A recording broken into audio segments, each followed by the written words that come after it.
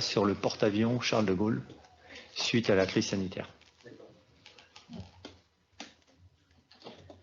Donc, bonjour à tous, je suis Olivier Gorgé, je travaille à l'Institut de recherche biomédicale des armées et je vais donc vous présenter aujourd'hui la surveillance des eaux usées du porte-avions nucléaire Charles de Gaulle dans le cadre de la pandémie de SARS-CoV-2. Donc, par rapport à toutes les présentations d'aujourd'hui, je suis un peu l'OFNI de la journée. Et donc, nous, on s'intéresse à des choses qui n'intéressent pas grand monde, c'est-à-dire en particulier les eaux usées. Voilà. Donc, c'est un petit rappel déjà de ce qui nous a amené à développer ça sur le Charles de Gaulle. Il faut se remettre un petit peu début 2020. Donc, on commence à s'inquiéter sur le SARS-CoV-2, sur la Covid-19. Et on découvre rapidement qu'il nous pose pas mal de soucis parce que on découvre qu'il y a une proportion de patients asymptomatiques qui est élevée. On considère que jusqu'à maintenant, on a à peu près 50% de patients qui sont asymptomatiques. Et donc, ça entraîne que l'information sur l'état de l'épidémie est très insuffisante. On manque d'énormément d'informations. Et donc, par conséquent, la difficulté à prévoir une vague épidémique, puisque si on a moins de la moitié de l'information disponible, on a beaucoup de difficultés pour savoir ce qui va se passer. De plus, le coût, il est difficile et très coûteux de surveiller l'ensemble de la population. Il y a des semaines où ça a coûté plus de 50 millions d'euros à l'assurance maladie, tout ce qui était tests PCR et tests antigéniques. Et c'est à partir de, je crois que c'est à partir de demain ou après-demain que les tests vont devenir payants s'il n'y a pas sans ordonnance. Donc ce sera entre 22 et 40 euros. Donc ça va coûter cher, ça coûtait déjà cher, et donc par conséquent, tout le monde ne fait pas un test. Et puis il y en a qui n'aiment pas forcément se faire trifouiller le nez 5 fois par semaine jusqu'à la racine du cerveau. Voilà. Donc on avait des soucis. Et la question principale, c'était comment suivre la dynamique épidémique du SARS-CoV-2. C'était une question importante. Et notre consortium, puisqu'on était à plusieurs, on a réfléchi. Et comme on avait des experts qui travaillaient déjà sur la surveillance des eaux usées, avec Haute-Paris par exemple, on s'est demandé si une épidémiologie basée sur les eaux usées serait pertinente. Alors on avait déjà des éléments quand même, parce qu'on savait que le SARS-CoV-2, il s'appelle 2 parce qu'il y en avait un premier, et donc pour le SARS-CoV, il y avait entre 10 et 20% des patients qui présentaient des symptômes digestifs, et pour lesquels on avait été capable de détecter du virus dans les selles. Le SARS-CoV-2, lui, est un peu plus intéressant à ce niveau-là, on va dire, pour nous, puisqu'il y a à peu près la moitié des patients qui présentent des signes digestifs. On sait qu'il y a une réplication du virus au niveau de l'intestin, ou de toute l'arbre digestif, on va dire. On a aussi réussi à mesurer les concentrations, et c'est assez variable selon les études, là j'ai mis entre 10,4 et 19, donc ça veut dire entre 1000 et 1 milliard de virus par gramme de sel. Donc ça fait quand même pas mal de cibles. Et puis aussi, les premières publications, on montre une excrétion prolongée, c'est-à-dire qu'on voit, c'est les différentes courbes, là c'est ce qu'on peut en moyenne trouver quand on fait des écouvillons nasopharyngés après le début des symptômes, donc vous avez plusieurs patients, et souvent, on voit, et maintenant quasiment systématiquement, qu'on en trouve plus longtemps dans les crachats que dans les écouvillons nasopharyngés, mais également dans les selles, où on peut avoir une présence de virus jusqu'à plusieurs jours, plusieurs semaines après l'infection. Et donc, cette surveillance du SARS-CoV-2 dans les eaux usées nous valide l'étude de la dynamique de l'infection. C'est un outil qui mérite d'être exploité. Alors, l'avis d'une selle, on va dire, quand on va à la selle, justement, c'est collecté dans les égouts, y compris avec les eaux sales, avec des eaux de lavage, éventuellement, selon le type des réseaux, les eaux pluviales. C'est collecté au niveau des stations d'épuration, où c'est stocké, enfin où c'est traité, pardon, avec production de boues qui vont être recyclées. Ça a d'ailleurs posé un souci à un moment parce qu'on ne savait pas si on pouvait recycler les boues. Donc les stations d'épuration ont eu des soucis, au moins la crise. Et l'eau est retournée à la nature une fois qu'elle a été purifiée, qu'elle est d'une certaine qualité. Et notre idée, nous, a été au niveau de la station d'épuration de faire une mesure de la charge virale, donc de mesurer le nombre de virus qu'on trouvait au niveau des stations, et par modélisation mathématique, de revenir au nombre de personnes infectées. Voilà. Et donc, on a monté un réseau de stations sentinelles. Au début, il y avait 150 stations qui sont montées à près de 250 ou 300 maintenant, qui permettent de surveiller à peu près un bon tiers de la population française. Et c'est un système qui fonctionne toujours. Voilà. Et donc, qu'est-ce qu'on a eu comme information? Là, vous avez la concentration du génome dans les eaux usées en mars-avril 2020 et en juin jusqu'à novembre 2020. Et c'est quelque chose qui est très intéressant, puisque vous voyez ici la concentration du virus dans les eaux usées, et en bleu, la positivité des tests. Donc on s'est rendu compte qu'en non seulement on arrive ici à détecter le virus dans les eaux usées, mais qu'on était en avance par rapport à l'épidémie. On avait entre 1 semaine et 2 semaines d'avance. Donc ça nous a permis vraiment de pousser notre projet. Il y a eu aussi un autre intérêt, c'est que il y a eu un petit on suivait la station d'épuration de l'île Dieu, et on a observé un début de montée de SARS-CoV-2 dans les eaux usées de cette station. Il a été mis en place un centre de dépistage. Il y a 980 personnes qui ont été testées. 6 personnes asymptomatiques ont pu être détectées et isolées. Et ensuite, on n'a pas observé d'augmentation de la croissance des virus. Donc, peut-être a-t-on empêché une épidémie au niveau de l'île Dieu, et ce qui aurait gâché les vacances d'un certain nombre de franciliens. Donc, c'est important, c'est que c'est à échelle locale, ça fonctionne à petite échelle. Et puis, dernier point, qui est intéressant aussi, bon là, vous avez les 3 vagues épidémiques, donc de mars 2020, d'automne 2020 et puis du printemps 2021. Et on a aussi été capable de montrer la croissance du variant alpha, qui était connu à l'époque par le variant anglais. Et donc on a pu voir, on était capable de détecter l'apparition et la croissance d'un virus. Tous ces éléments nous ont dit, est-ce que ça ne pourrait pas être intéressant pour le Charles de Gaulle, puisqu'à ce moment-là, la marine était en recherche de systèmes pour l'aider à surveiller, à sécuriser ses prochaines missions pour éviter que se reproduise le fâcheux épisode d'avril 2020 où le bateau a dû rentrer un petit peu précipitamment au port, avec à peu près les 2 tiers des marins malades, enfin infectés. Et donc les objectifs de la marine, et nos objectifs, étaient de participer à la biorésilience du groupe aéronaval, tout en fournissant au commandement une évaluation de la situation épidémique, leur dire si justement il y avait un début d'épidémie, si tout était sous contrôle, des outils prédictifs pour leur dire il va y avoir une épidémie, assurer une protection vis-à-vis du virus et de sa propagation en utilisant les atouts locaux de détection, et puis adapter la posture à la menace épidémique, parce que pareil, porter son masque pendant 3-4 mois quand vous êtes sur le Charles de Gaulle, selon les endroits, quand vous êtes dans la salle des machines ou quand vous êtes dans certains endroits, c'est plutôt fatigant, donc essayez de voir si au fur et à mesure il y avait moyen d'alléger la protection des distanciations sanitaires. Et donc, pourquoi pas, puisqu'en fait le Charles de Gaulle, c'est en gros une petite ville. Il y a à peu près 2000 habitants. Et en plus, comme il est construit par section, par tranche, les caisses de collecte des eaux usées sont aussi réparties par tranche. Donc ça nous permettait d'avoir quelque chose d'encore plus local que ce qui avait été mis en place à l'île Dieu, c'est qu'on pouvait imaginer de trouver, s'il y avait un début d'épidémie, d'identifier dans quelle caisse ça arrivait. Et comme en général, une fois qu'on est allé aux toilettes, quand ça s'est bien passé une fois, on retourne à peu près au même endroit, savoir à peu près qui utilisait les toilettes. Donc pouvoir plus facilement cibler la population qui commençait à développer une épidémie. Voilà.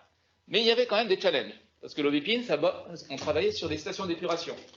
Tandis que le Charles de Gaulle, comme je vous dis, c'est des caisses, mais c'est des caisses d'eau noire. C'est des eaux noires parce que c'est beaucoup plus concentré, car les toilettes fonctionnent un peu comme dans les TGV ou dans les avions, par dépression. C'est une chasse par dépression. De plus, c'est un circuit différent entre les eaux de lavage, les eaux d'hygiène et tout ce qui sert au fonctionnement du bateau, justement avec les caisses d'eau noire. Donc on a quelque chose de bien plus concentré.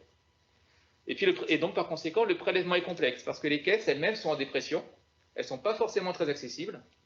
Et puis, il y a aussi une vidange automatique, parce qu'il n'y a pas quelqu'un qui va aller jeter à la mer, parce que bon, ça part à la mer quand ils sont en croisière, on va dire, ça part à la mer.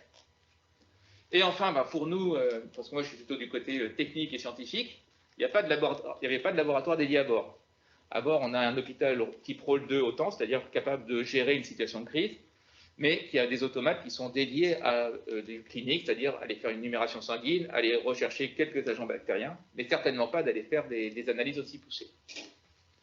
Donc, on a lancé une phase exploratoire avec le LASEM, qui a fait des prélèvements à quai avant de départ en mission, ainsi que sur la base navale, et des tests ont été réalisés à Haut de Paris, à la CIA Sainte-Anne, l'hôpital d'instruction des armées de Toulon, et chez nous à l'IRBA, l'Institut de recherche biomédicale. Avec tous ces tests, on a pu valider un protocole. Et donc là, comme les eaux noires étaient plus concentrées, on a eu quand même de la chance pour notre protocole, c'est qu'il n'y avait pas besoin d'ultracentrifuger. Une ultracentrifugeuse, c'est une grosse centrifugeuse qui permet d'accélérer à plusieurs centaines de milliers de G. On s'est rapproché des fabricants, ils nous ont dit il n'y a jamais une ultracentrifugeuse qui a été embarquée sur un bateau, même sur les gros bateaux américains. Coup de chance quand même, parce que ça avait l'air plutôt complexe, on n'avait pas besoin. Par contre, c'est toujours une question d'équilibre. Comme c'est plus concentré, il risque d'y avoir beaucoup plus d'inhibition. Donc que nos mesures soient beaucoup plus masquées par le bruit de fond.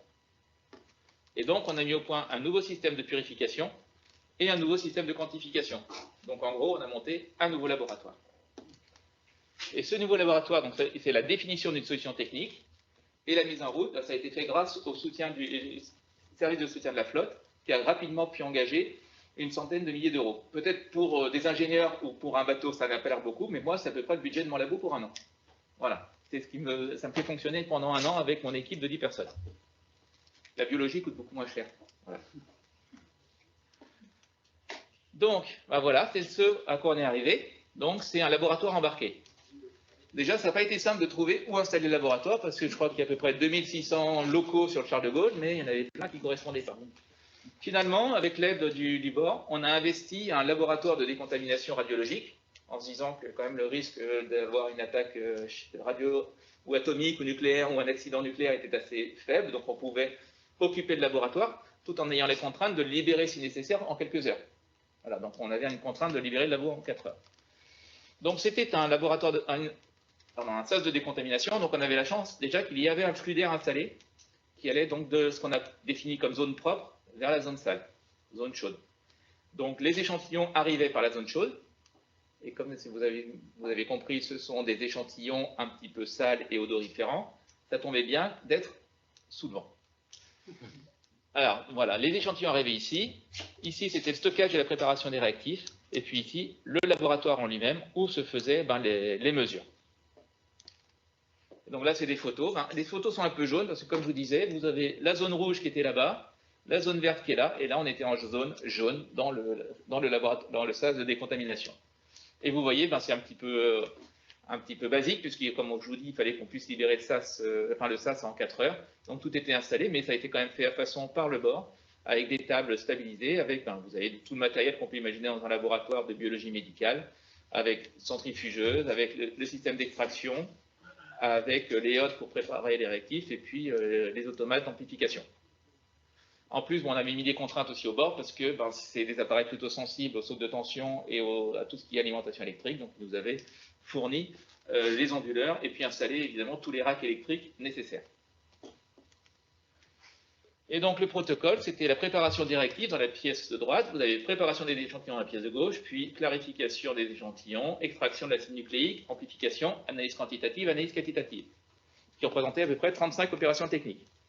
Donc on a aussi prêté à la marine un technicien pendant 4 mois.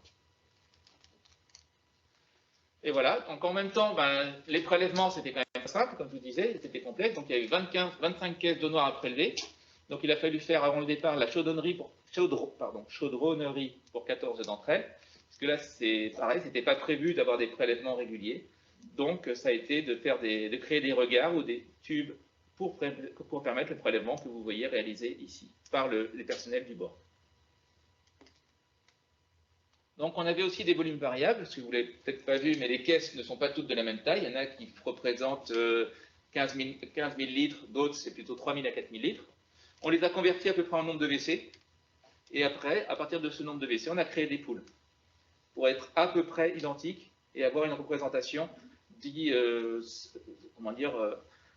équitable des différents secteurs du bateau. Donc là vous avez un exemple avec ces grosses caisses-là, étaient elles-mêmes constituées à elles seules un seul pool, tandis que d'autres étaient regroupées déjà entre elles pour constituer un pool.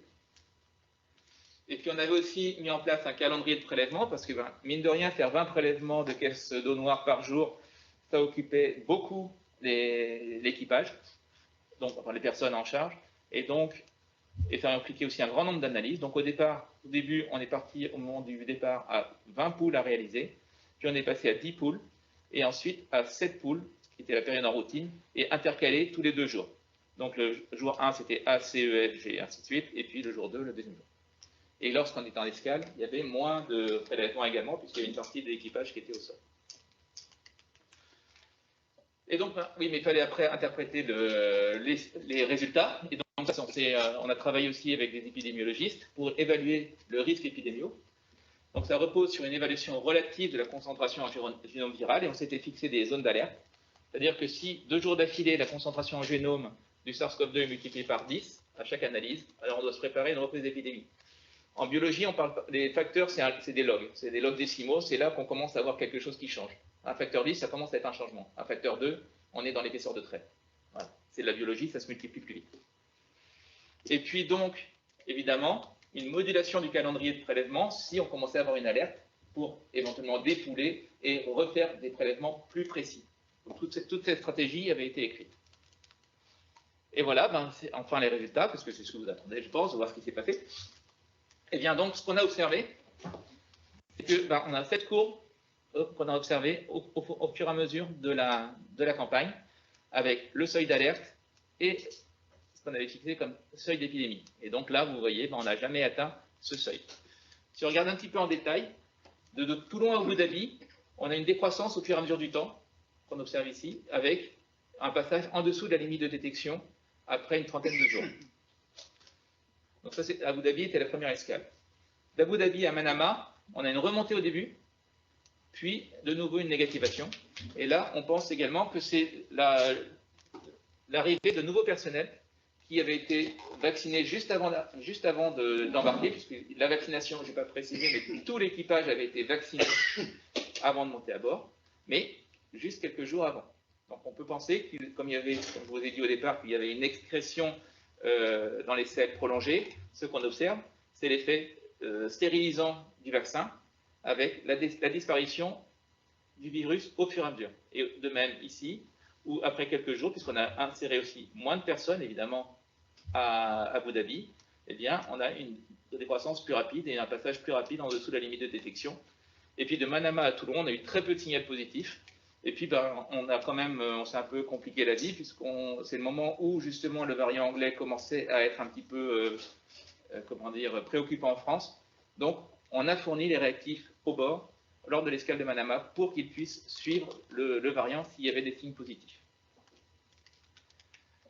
Alors, en résultat, donc, ce qu'on a pu obtenir, c'est un suivi en temps réel de la charge virale, un suivi sectorisé, et puis surtout, ce qui a été quand même le gold standard et qui nous a permis de dire qu'on avait bien bossé, c'est qu'à bord, ils avaient quand même un laboratoire et un hôpital. Donc, il y a eu des consultations pour des syndromes grippaux, pseudo-grippaux, des rhumes. Ils ont fait 283 PCR spécifiques pour détecter le SARS-CoV-2 et aucun n'a été positif. Donc, on a conforté notre analyse des eaux usées par le clinique. Et donc, on a aussi quand même fait bosser la chaîne logistique, parce qu'on a eu un réapprovisionnement en cours de mission. Parce que même si on a essayé de pouler, on s'est rendu compte qu'on consommait beaucoup plus de réactifs. Donc, il a fallu amener des réactifs qui voyagent dans la neige carbo jusqu'à Abu Dhabi. Donc là, on a fait bosser le service de santé, la DAFSA, les ERSA. Et donc, l'implication de nombreux acteurs pour permettre la livraison en temps et en heure, parce que c'est quand même pas simple, parce que le bateau, il restait 3 jours à quai, donc il fallait bien viser le moment pour que ça arrive. Et puis, du fait de la versatilité du matériel qu'on a mis en place, on a pu accroître le spectre des tests. Comme je disais, le variant alpha à partir de Manama. Et puis, on a aussi ajouté un nouveau biomarqueur du SARS-CoV-2 pour compléter et garantir une meilleure détection. Et donc, dans les applications futures, il y a déjà une pérennisation du laboratoire de biologie moléculaire à bord, puisque là, on a été sollicité par la marine pour de nouveau fournir les réactifs et éventuellement un personnel pour la prochaine mission. Donc ça, c'est déjà bien pour le SARS-CoV-2 qui reste un petit peu une problématique actuelle. Et surtout, ce qu'il y a, c'est que les outils qu'on a mis en place ont la capacité à détecter d'autres agents biologiques, aussi bien des virus et des bactéries responsables d'atteintes gastriques. Donc si on commence à avoir une épidémie de gastro ou de norovirus à bord, on sera capable, si on a les outils, de détecter d'où ça vient. Et avec, donc, comme je dis, une capacité de ciblage, donc savoir à peu près quelle est la caisse responsable. Et en général, les caisses responsables, elles sont un peu associées à des zones de vie, soit des officiers mariniers supérieurs, subalternes, il y a un petit peu comme dans la marine, c'est assez sectorisé, même les toilettes. Donc, oui. Et donc, on arriverait un peu à savoir qui un petit peu ciblé pour essayer de contrôler contrôler une éventuelle épidémie. Et puis ça complète l'approche citadelle des marines des navires de la Royale, parce qu'on sait depuis longtemps qu'au niveau des agressions NRBC, ils considèrent que le bateau est autonome et étanche. Ben là aussi, on permet de voir si quelque chose est déjà rentré, de permettre de le tracer et de le contrôler. Voilà. Et aussi, ben, quand même, on se tire un peu la couverture à nous, ben, entre tous ceux qui ont travaillé, l'IRBA, les HIA, le SSF et Haute-Paris, ben, on a pu faire le déploiement, mettre en place un laboratoire de biologie moléculaire en un temps record sur un bateau, ce qui n'avait jamais été fait dans la marine française. On a un transfert de compétences entre la recherche biomédicale et les besoins opérationnels, parce que là, pareil, ben, en 3 mois, on a commencé à y réfléchir en décembre et le bateau, il a pareillé mi-février. Donc, c'était quand même un challenge un peu important. Et puis, ben, comme je dis, pour le futur, c'est la capacité à élargir les cibles de ce laboratoire. Voilà, je crois que ça termine ma présentation. Donc, vous voyez les principaux intervenants, où on a aussi bien civilo-militaire, puisqu'on a Haute-Paris, on a Sorbonne Université, les universités de Nancy, Clermont-Venne, donc l'Institut de recherche biomédicale, l'IFREMER Nantes, et puis pour le soutien, la DAFSA, les ERSA et le SSF. Voilà. Je vous remercie, et puis à votre disposition pour d'éventuelles questions sur mon OFNI. Voilà. Merci. Oui. Je crois qu'on peut commencer par vous remercier pour tout le travail que vous avez fait pour tout le pays et plus particulièrement bien sûr pour le porte-avions. Mais au nom de tous ici, on vous remercie pour ce travail parce que on a vécu une période très difficile. J'espère qu'on en sort maintenant et vous avez été un acteur important. Merci. On a mis nos petites mains au service, c'est notre job aussi. Alors on va certainement avoir des questions. Je crois que monsieur avait commencé. Oui. Moi j'ai une question, il y a une différence entre les eaux grises et les eaux noires. Oui. Les eaux grises c'est très homogénéisé, donc on peut imaginer que si on a 1 sur 1000 qui a un Covid, ça c'est mélangé, on est sûr de choper. Les eaux noires, j'imagine que c'est beaucoup moins homogène. Alors il n'y a pas un risque d'échantillonnage Et un petit peu, parce que bon, on était un peu inquiet à ce niveau-là, mais on s'est rendu compte quand même que rien que le fait des chasses en dépression avait tendance à homogénéiser quand même le produit à l'arrivée. Et puis quand ça tombe dans la caisse, au fur et à mesure quand même, on s'attendait à avoir des choses avec des corps flottants un peu plus variés, et en fait dans les tubes on retrouvait quand même un jus assez homogène. Ce que je veux, c'est qu'il peut y avoir, je ne sais pas s'il y a 100 personnes dans une caisse. Oui.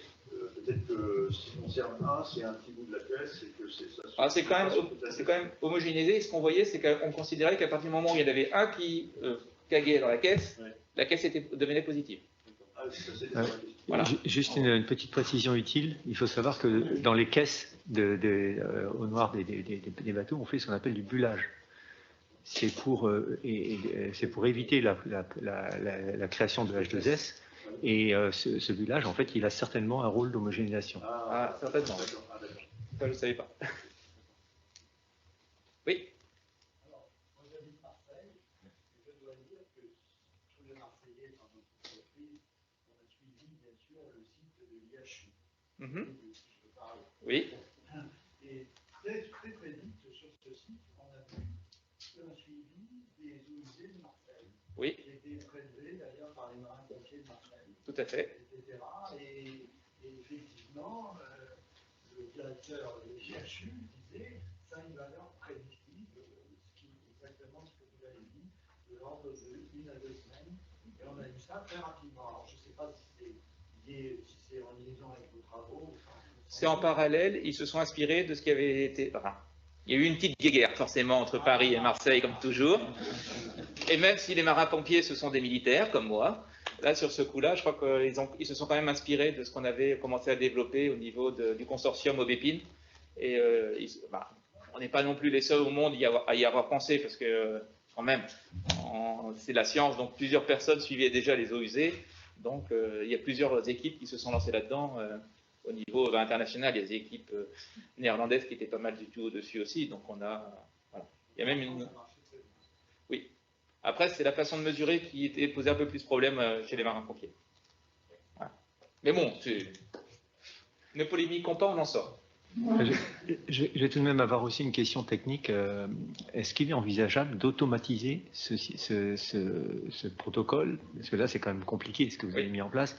Est-ce qu'on peut envisager qu'à terme, on puisse automatiser cela pour que ça puisse être finalement embarqué facilement sur tous les bateaux, etc. Et deuxième partie de la question technique, c'est est-ce que ça marcherait avec une plus petite population? Je pense à une frégate, typiquement 150 ou 200 personnes. Alors, tout à fait. Là, je pense que ça marcherait tout aussi bien. Alors, revenons dans l'ordre.